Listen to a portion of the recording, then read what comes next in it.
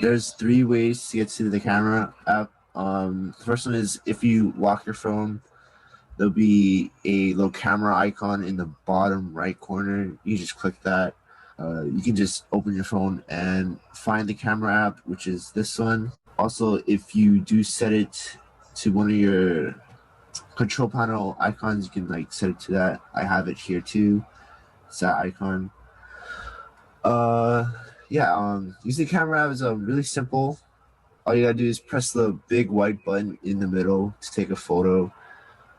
Like that, so just like take a photo of my squishy octopus.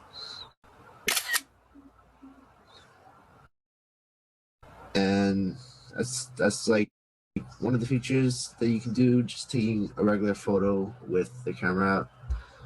As you can see here, there are many other features in the camera app. We have time lapse, portrait, panoramic.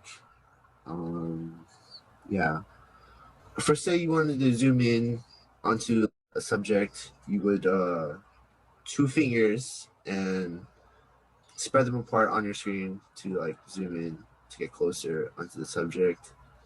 So for say that the lighting is really bad on the subject, you would tap hold on the screen until a little box shows up, and as you can see at the top it says AE/AF lock. It stands for auto exposure, autofocus. It's just really fancy for that.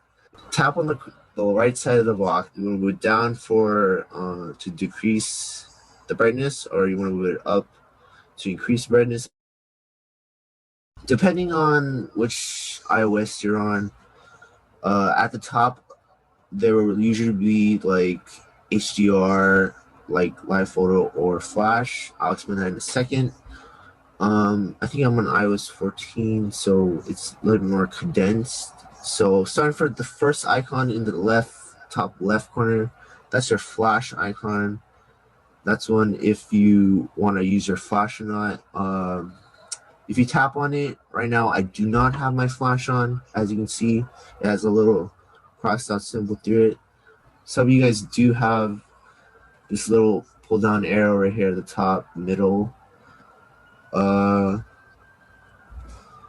And to put your flash on, you would tap the little lightning symbol in the row of symbols right there, the first icon, and you tap that, and you would put it to on. So again, you put it to on. Flash is on now, and if you would take a photo, the flash would come on, and that's what. And then I'll turn the flash off again, and it'll just have no flash. For live photos, it's more like you would take it'll take a little video, and then you can edit it later.